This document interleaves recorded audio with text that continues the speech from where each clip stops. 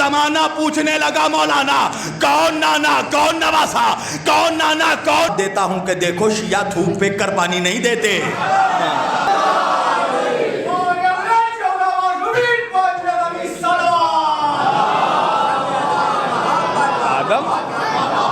آدم ہدایت پہنچانے والے ہیں، آدمی ہدایت حاصل کرنے والا ہے.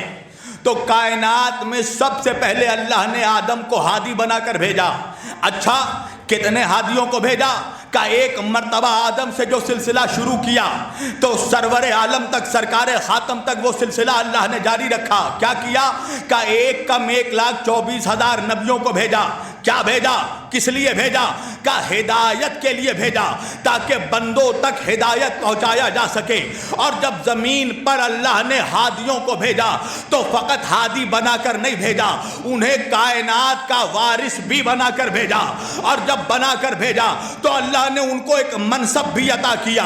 وہ منصب کیا ہے؟ کہا منصب نبوت. توجہ کیجئے گا. تو بھائی نبیوں کا کام کیا تھا؟ کہ اللہ سے ہدایت لے بندوں کو ہدایت پہنچا دے، اللہ سے احکام لے بندوں کو احکام پہنچا دے، اللہ سے قانون لے بندوں کو قانون پہنچا دے، اللہ سے اسلام لے بندوں کو اسلام پہنچا دے. توجہ کیجئے گا. اسلام آخری نبی سے شروع نہیں ہوا، آخری نبی پہ کمپلیٹ ہوا ہے. توجہ کیجئے گا. اسلام شروع کیا ہے حضرت آدم سے. اب وہی اسلام جو اللہ نے 1,24,000 انبیاء کے ذریعہ پہنچایا، اس اسلام کو اللہ نے اپنے آخری نبی پر مکمل کیا. اور قرآن میں خدا کہنے لگا الیوم اکملت لکم دینکم واتممت علیکم نعمتی ورضیت لکم الاسلام دینا. اے میرے حبیب ہم نے آپ پر دین کو مکمل کر دیا، نعمتیں تمام کر دی، اللہ دین اسلام سے راضی ہو گیا. اچھا ایک بات تو یہ ہے کہ اللہ نے آخری نبی پر صرف دین مکمل نہیں کیا، نبوت کو بھی مکمل کیا. توجہ کیجئے گا. اللہ نے سلسلہ رسالت کا دروازہ بھی آخری نبی پر بند کر دیا. جس سلسلہ نبوت کا دروازہ اللہ نے حضرت آدم سے کھولا تھا، آخری نبی پر وہ سلسلہ اللہ نے تمام کر دیا. اب سوال یہ پیدا ہوتا ہے کہ لن تجد لسنت اللہ تبدیلا. اللہ کا قانون کبھی نہیں بدلتا، اللہ کے نظام میں کبھی تبدیلی نہیں آتی. تو پروردگار جب تو نے نبیوں کے ذریعہ سلسلہ ہدایت کا انتظام کیا، سبیل ہدایت بندوں تک پہنچائی، تو پروردگار ہونا تو یہ چاہیے تھا کہ جب تیرے آخری نبی پر نبوت تمام ہو گئی تو تیرے آخری نبی کے بعد دنیا میں قیامت آ جاتی. توجہ کیجئے گا. مگر قیامت نہیں آئی. نظام کائنات آج بھی روا دوا ہے، کائنات آج بھی اپنے سسٹم پر روا دوا ہے. سورج آج بھی اپنے معین وقت پر نکل رہا ہے، چاند اب بھی اپنے مقررہ وقت پر طلوع ہو رہا ہے، ستاروں کی روشنی آج بھی باقی ہے، پھولوں کی خوشبو آج بھی باقی ہے. تو بھئی یہ کائنات کا نظام جو چل رہا ہے، یہ کائنات اپنے مدار پر جو چل رہی ہے، یہ عالم اپنے سسٹم پر جو چل رہا ہے، یہی اس بات کی دلیل ہے کہ اس وقت بھی یہ دنیا لاوارث نہیں ہے. اللہ اکبر. اس موجودہ دور میں بھی کوئی وارث کائنات تو ہے کہ جس کی برکتوں کی وجہ سے دنیا اپنے نظام پر چل رہی ہے. چاند کی چاندنی بھی برقرار ہے، سورج کی روشنی بھی برقرار ہے، تاروں کی چمک بھی برقرار ہے، آسمانوں کی بلندی بھی برقرار ہے، پھولوں کی مہک بھی برقرار ہے. تو پروردگار نبوت تو تیرے آخری نبی پر تمام ہو گئی، تو پھر نبی کے بعد، آخری نبی کے بعد اب دنیا تک ہدایت پہنچا کون رہا ہے؟ کائنات کا نظام چلا کون رہا ہے؟ تو بات یہ سمجھ میں آئی کہ جس مقام پر اللہ نے نبوت کا دروازہ بند کیا، اسی مقام پہ امامت کا دروازہ کھول دیا.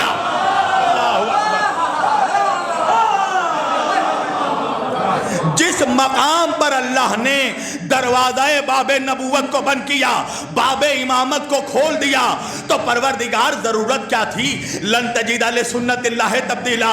تیرے قانون میں تبدیلی نہیں آتی. تیرا کائنات، تیرا نظام، تیرا قانون کوئی ہندوستان کا پارلیمنٹ ہاؤس نہیں ہے کہ ہر 5 سال میں نئی حکومت آئے، نیا بل پاس کر کے نیا قانون لا دیا جائے. پروردگار تیرے قانون میں تبدیلی نہیں ہوتی، تیرا نظام نہیں بدلتا، تیرا سسٹم چینج نہیں ہوتا. تو پروردگار آج کیسے ہو گیا؟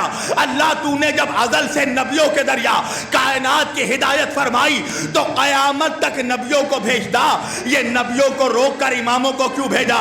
یہ نبوت کا دروازہ بند کر کے امامت کا دروازہ کیوں کھولا؟ آخر کچھ تو فرق ہوگا نبوت میں اور امامت میں، نبیوں میں اور اماموں میں، کہ اللہ نے نبیوں کو روکا، اماموں کو بھیجنا شروع کیا۔ تو بھائی نبیوں میں اور اماموں میں فرق کیا ہے؟ نبیوں کا کام تھا اسلام پہنچانا، نبیوں کا کام تھا احکام پہنچانا، نبیوں کا کام تھا شریعت پہنچانا۔ اب بات سمجھ میں آئی کہ نبوت اور اسلامی امامت میں فرق کیا ہے، نبیوں میں اور اماموں میں فرق کیا ہے؟ نبیوں کا کام تھا اسلام کو پہنچانا، اماموں کا کام ہے قیامت تک اسی اسلام کو بچانا۔ اللہ اکبر، ایک صلوات پڑھے محمد و آل محمد پر۔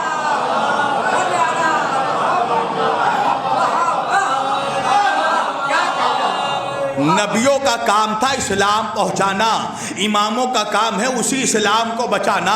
نبیوں کا کام تھا شریعت کو پہنچانا، امام کا کام ہے اسی شریعت کو بچانا۔ نبی کا کام ہے قانون پہنچانا، امام کا کام ہے اسی قانون کو بچانا۔ نبی کا کام ہے احکام پہنچانا، امام کا کام ہے اسی احکام کو بچانا۔ نبی کا کام ہے دین کو پہنچانا، امام کا کام ہے اسی دین کو بچانا۔ نبی کا کام ہے عبادتوں کو پہنچانا، امام کا کام ہے اسی عبادت کو بچانا۔ نبی کا کام ہے توحید پہنچانا، امام کا کام ہے اسی عقیدہ توحید کو بچانا۔ اب بات سمجھ میں آ گئی نا کہ سن 61 ہجری کو عصر عاشور کو 10 محرم الحرام کو کربلا کے میدان میں محمد کا نواسا اسلام بچانے نہیں گیا تھا، نانا کے پہنچائے ہوئے اسلام کو بچانے گیا تھا۔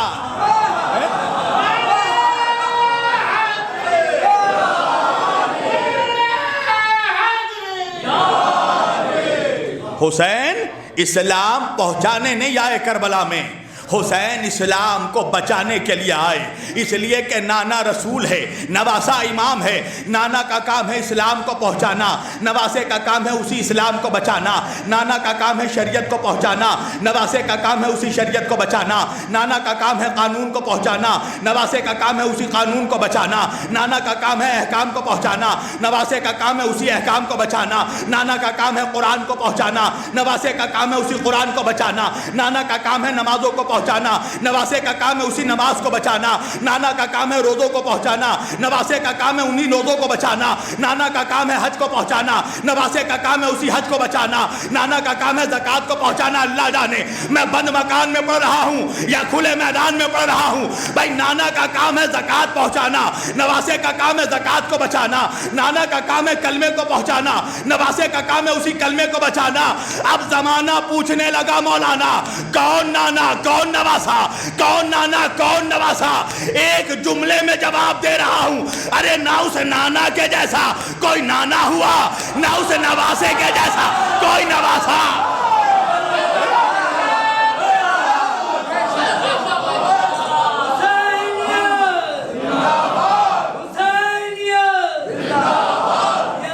کون نانا کون نواسا؟ جواب دے رہا ہوں، نانا اگر نبیوں کا سردار ہے، نواسا شہیدوں کا سردار ہے۔ اللہ جانے مجمع کہا ہے نانا نبیوں کا سردار، نواسا شہیدوں کا سردار۔ نانا اگر رسولوں کا بادشاہ ہے، نواسا جنتیوں کا بادشاہ ہے۔ نانا اگر نبیوں کا شہنشاہ ہے، نواسا شہیدوں کا شہنشاہ ہے۔ بھائی نہ اس نانا کے جیسا کوئی نانا، نہ اس نواسے کے جیسا کوئی نواسا۔ زمانہ پوچھنے لگا نانا کون نواسا کون؟ توجہ کیجئے گا، نانا ہے محمد، نواسا ہے حسین۔ نانا ہے محمد، نواسا ہے حسین۔ زمانہ پوچھ رہا ہے کون نانا کون نواسا؟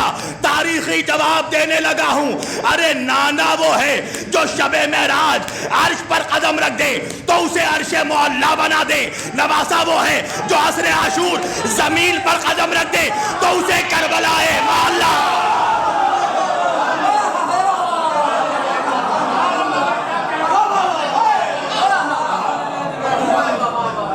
کوئی نہیں نہ اس نانا کے جیسا۔ یہ بتاؤ جوانوں، ناروں کا بائیکاٹ تو نہیں ہے نا؟ ناروں کا بائیکاٹ تو نہیں ہے نا؟ مجھے ہاں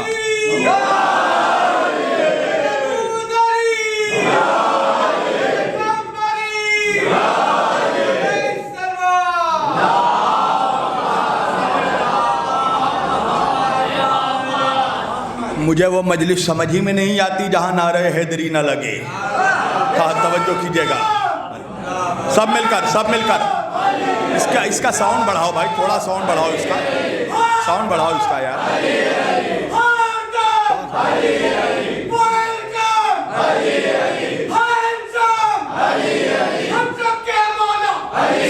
سب مل کر مولا ہی نعرہ.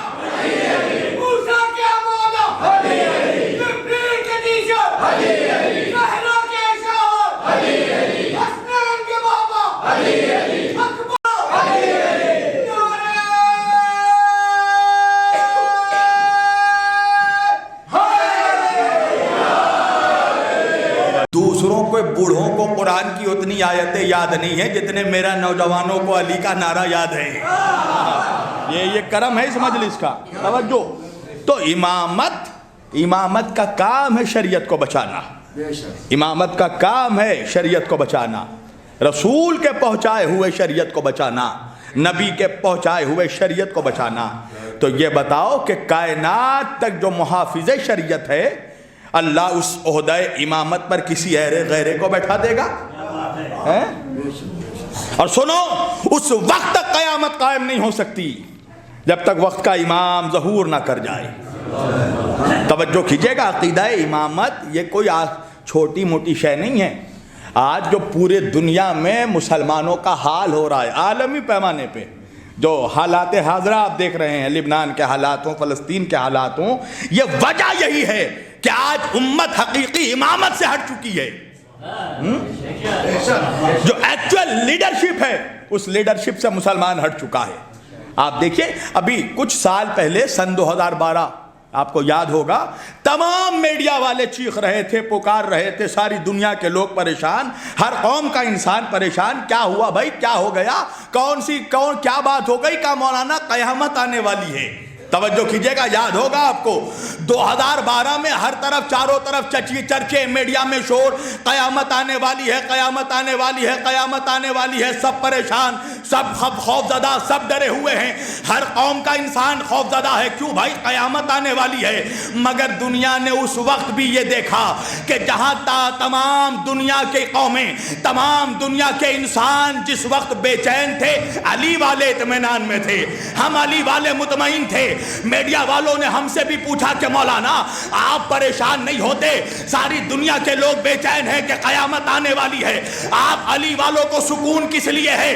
تو ہم نے جواب یہی دیا تھا کہ ہمیں پتا ہے کہ ابھی قیامت نہیں آئے گی، پہلے امامت آئے گی، پھر قیامت آئے گی.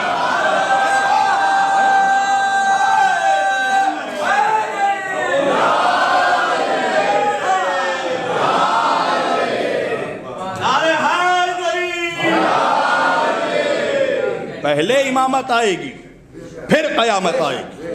توجہ کیجئے گا عزیزان گرامی، یہ کوئی آسان منصب ہے امامت کہ جسے چاہو اپنی مرضی سے بیٹھا دو؟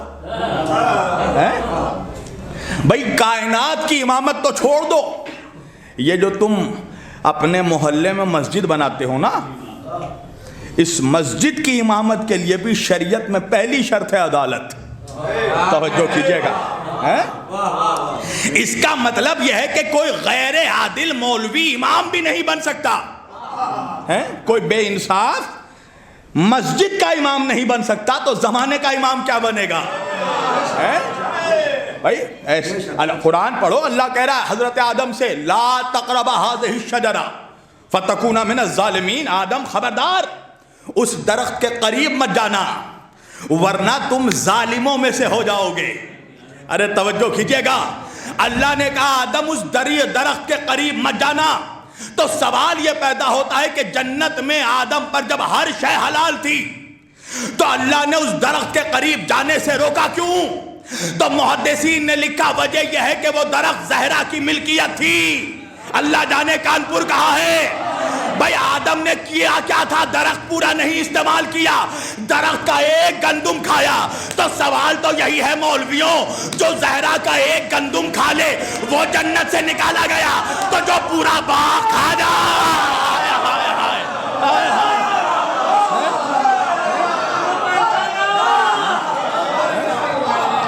وَتَكُونَ مِنَ الظَّالِمِينَ. یہ قرآن ہے، قرآن. آدم تم ظالموں میں سے ہو جاؤ گے. ایک صلوات پڑھیے محمد والے.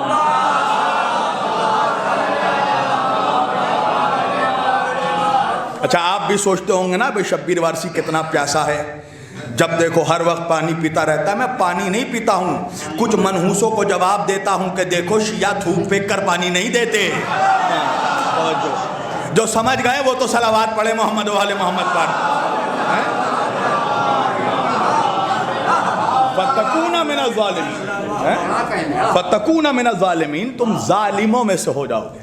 جبکہ آدم نے کوئی گناہ نہیں کیا، آدم نے اولا کو ترک کیا۔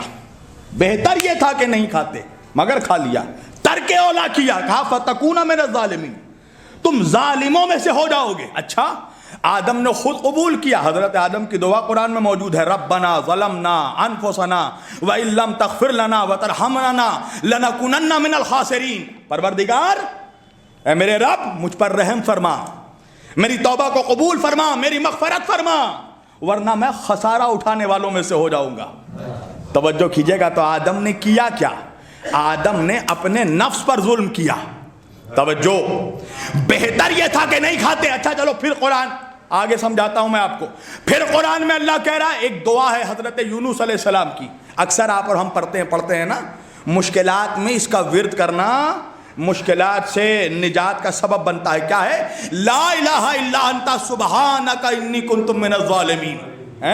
حضرت یونس علیہ السلام نے مچھلی کے پیٹ میں بطن ماہی میں دعا کی، پروردگار تو پاک ہے، بے عیب ہے، میں نے اپنے نفس پر ظلم کیا، میں ظالموں میں سے ہو گیا، پروردگار تو کرم فرما ورنہ میرا کوئی سہارا نہیں۔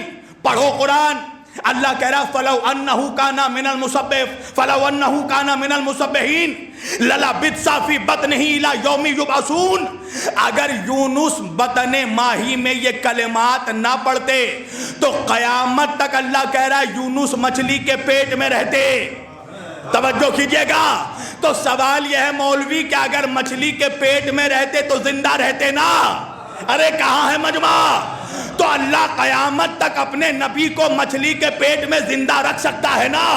تو بات کیا سمجھ میں آئی کہ خالی یونس زندہ نہیں رہتے، وہ مچھلی بھی زندہ رہتی جس کے پیٹ میں یونس رہتے۔ ارے اللہ جانے کہاں ہے مجمع؟ سوال یہی ہے مولویوں کہ اللہ قیامت تک جب مچھلی کو زندہ رکھ سکتا ہے تو اپنے بھیجے ہوئے امام کو زندہ نہیں رکھ سکتا؟ صلوات پڑھے محمد و آل محمد پر۔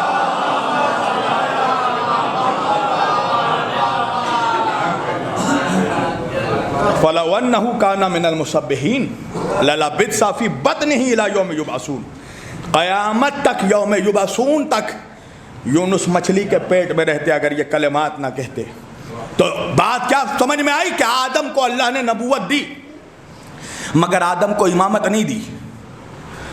بہت غور کیجئے گا، اللہ نے حضرت یونس کو نبوت دی مگر امامت نہیں دی۔ کیوں؟ اس لیے کہ اپنے نفس پر ظلم کر دیا۔ ارے اللہ جانے مجمع کہاں ہے؟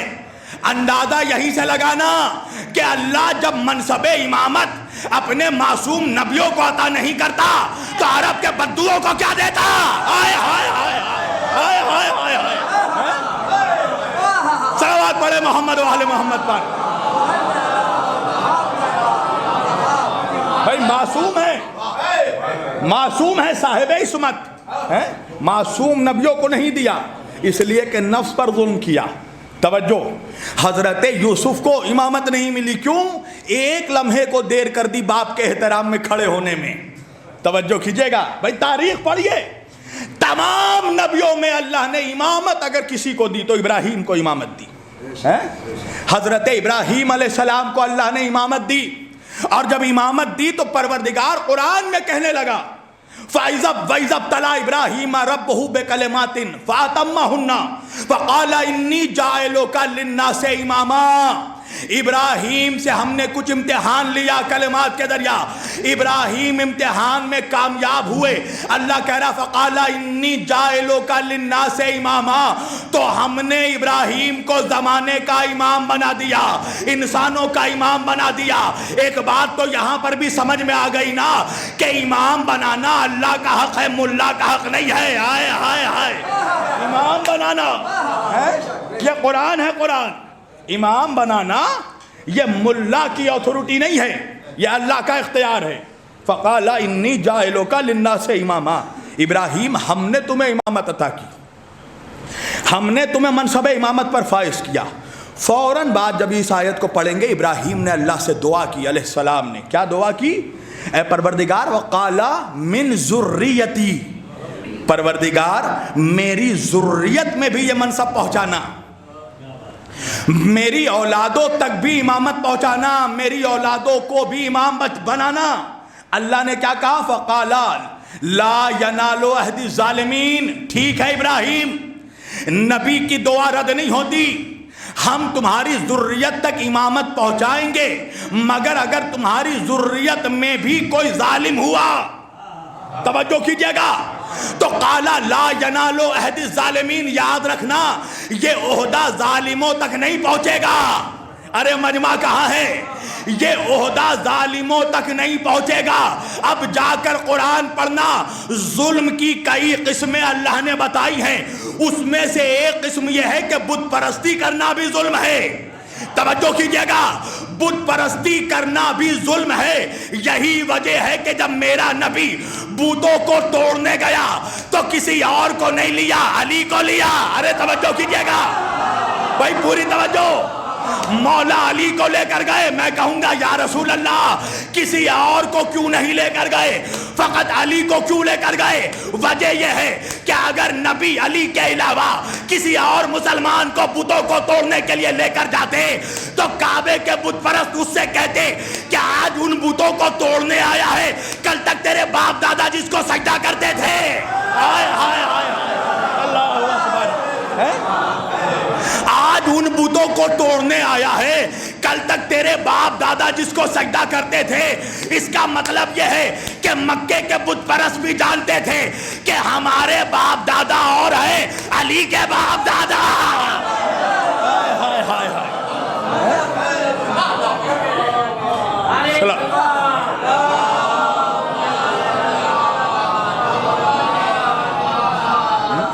مکے کے بت پرست بھی جانتے تھے ہمارے آبا و اجداد اور ہیں, علی اور محمد کے آبا و اجداد اور ہیں. تو ابراہیم دعا کر رہے ہیں, قال من ذریتی, پروردگار میری اولاد تک یہ عہدہ پہنچانا. اچھا یہ بتاؤ مسلمانوں کہ کیا یہ نوجوانوں ادھر ادھر نہیں, ابھی میری طرف دیکھو, ابھی یہاں سب سے خوبصورت میں ہوں. ہاں ہاں, سارے خوبصورت لوگ یہاں بیٹھے ہیں. وجہ ہے نا, علی پھٹکار زدہ چہرے والوں کا امام نہیں ہے. نبی نے فرمایا یا علی انت قائد الغر المعجلین, اے علی تو روشن چہرے والوں کا امام ہے. یاد رکھیے گا علی کی دشمنی سے دو چیزیں خراب ہوتی ہیں, پہلے چہرہ خراب ہوتا ہے, پھر شجرہ خراب ہوتا ہے. ہائے ہائے ہائے.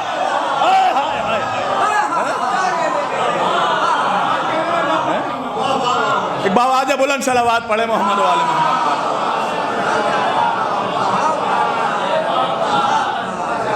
پوری توجہ, ابراہیم دعا کر رہے ہیں, قال من ذریتی, میری اولادوں تک بھی پہنچائیے عہدہ. اچھا یہ بتاؤ مسلمانوں, کیا یہ عہدہ امامت واحد عہدہ تھا, ایک لوتا عہدہ تھا, منصب تھا جو اللہ نے ابراہیم علیہ السلام کو عطا کیا؟ کہا نہیں. اللہ امامت سے پہلے ابراہیم کو پہلے سے 4 عہدوں سے نواز چکا ہے. اللہ نے ابراہیم کو ٹوٹل 5 منصبوں پر فائز کیا. امامت آخری منصب ہے. امامت سے پہلے اللہ ابراہیم کو 4 عہدے دے چکا ہے. نبوت دے چکا ہے, دوسرے میں رسالت دے چکا ہے, تیسرے میں خلت دے چکا ہے, چوتھے میں عبدیت دے چکا ہے, 5ویں ہے امامت. اب مجھے پورے قرآن میں 6666 آیتوں میں کہیں بھی دکھاؤ کہ امامت سے پہلے جو عہدے اللہ نے ابراہیم کو عطا کیے تو ان عہدوں کے لیے بھی کبھی ابراہیم نے دعا مانگی ہو کہ میری اولادوں تک پہنچانا. اللہ جانے کانپور کہا ہے جب اللہ نے نبوت دی تو ابراہیم نے کہیں کہا کہ میری اولادوں کو بھی نبی بنانا. جب اللہ نے رسالت دی تو کہیں کہا کہ میری اولادوں تک رسالت پہنچانا, مگر جب امامت دی تو کہا میری اولادوں تک امامت پہنچانا. وجہ کیا ہے؟ کہ ابراہیم ہے عالم الغیب, قیامت تک کی نگاہ رکھتے ہیں. ابراہیم نے کہا وہ کیوں مانگوں جو ختم ہونے والی ہے, وہ عہدہ مانگوں گا جو قیامت تک قائم رہنے والی, قیامت تک قائم رہنے والی ہے. ایک صلوات پڑھے محمد و آل محمد پڑھے.